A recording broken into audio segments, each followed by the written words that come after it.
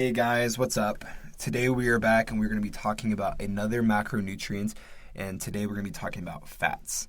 So just to dive right into it, fats are also an essential nutrient, just like carbs and proteins are for our body's functions. And before we get into the specifics of different types of fats and what's healthy or what's not, we want to kind of give an overview of why fats are essential because I think this is not understood by most people. We always see fat as being bad and we want to lose fat, right? That's the goal. But so just going into some of these functions, fats are essential for brain and heart health, normal growth and development, lower inflammation and gut health. That one's a big one. Then also, cell structure and function, synthesis of various vitamins and minerals. So those are kind of, helping our body do its normal functions that it needs to do. And then also sexual health. So lots of different things in there that fats are essential for. And again, similar to carbs, fats are not bad. Yeah, so I think what he touched on there is really important. And I want to kind of specify here the difference between fat and another term that you're going to hear us use kind of throughout these videos, called adipose tissue. Okay? Exactly, that's huge. Adipose tissue, I just want you to lock this definition in your brain. Adipose tissue is excess fat that has been stored on the body that is not being used and is not necessary for your body's function. Okay? That's what we talk about when we talk about people who are overweight or just have excess body fat. Adipose tissue is what that is. It's when the body stores, fat and calories and things that it isn't using, and it just kind of puts them there to use at a later date when actually sometimes that later date. Great clarification. Right. So while fats, they are important. They're super vital to your function obviously in moderation, right? So kind of like when we talked about carbohydrates, there are carbohydrates that are better for you and that are not quite as good for you. Same thing with fats. I'm sure you've seen on, various food labels and things like that when they say trans fat free or zero trans fats or whatever. Yeah. So trans fats, I don't know when. I feel like it was the 90s or the 80s or something like that. We can have some. Yeah. If I was a historian, I would know better. But when trans fats were invented originally, they were invented because food was very expensive to store, right? And they made it basically invincible to go bad. Like it would never go bad. It never goes bad in your body too, right? Yeah. So you can imagine why that being in your body and never being broken down, you can see why that's a bad thing. So trans fats generally are I would discourage anyone from eating trans fats if you could ever avoid it. You don't see them a lot anymore, to be honest. Most people have recognized at this point that trans fats are really terrible and that they're just not as necessary in food. So you don't see them as much, but that is something to be aware of, that trans fats are pretty negative for your overall health. Definitely. Because the body just kind of stores them and keeps them. So going on to the next two types of fats that are the more common ones that you see a lot more of.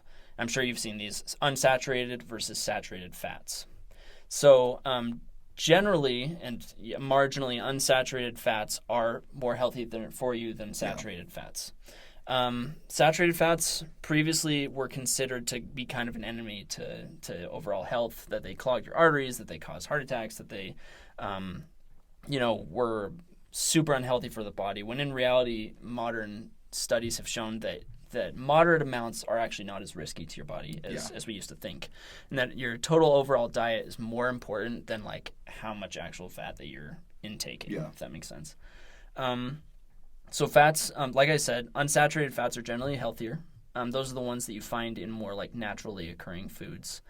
And they obviously provide a lot of important health benefits, but can easily be overconsumed. And this is an important thing we wanted to touch on here, that fats have the highest calorie number per gram of any of the macronutrients. They actually come with 9 calories per gram, when carbohydrates and protein both come with 4. Yeah. So you can see why you can eat less fat and have way more calories. Which is bad at the end of the day, right? Which is bad at the end of the day. Calories. Yeah, exactly, because that puts you in a caloric surplus, which is how weight is gained. Okay? So that's kind of why people think about fats and are like, oh, it's, it can be so negative for you, just because when consumed in excess, it does add a lot of calories. Exactly. And again, to your point, there's something that's very easily overconsumed because they are in different things. They're things. Delicious. Exactly. They are. And so before we get into the sources of good fat, one thing I want to mention, just, to rekindle the memories of old, is when we think about like the food pyramid, for example, Yeah. the fats are at the top, which obviously It's the smallest represents little piece there up there. exactly, which obviously represents that it is essential to the pyramid, but at the same time, it should make up a very small portion of our diet. So, some good examples are different oils such as olive oil, peanut, avocado, canola oil, and then vegetable oil. Those are all really common. Then we have nuts, egg yolks, other dairy products, and then animal fats, which you can imagine. Like red meat, especially. Exactly, yeah. Fresh and canned fish. And then also there's fat in seeds, soybeans, flax seeds, and chia seeds. So, there's a lot of different opportunities to get healthy amounts of fat in your diet. Again, as Cannon said, it's an easy opportunity to overconsume. So, everything in moderation again. Yeah, something, just kind of a general guideline if you want to decide how much fat should I be eating every day.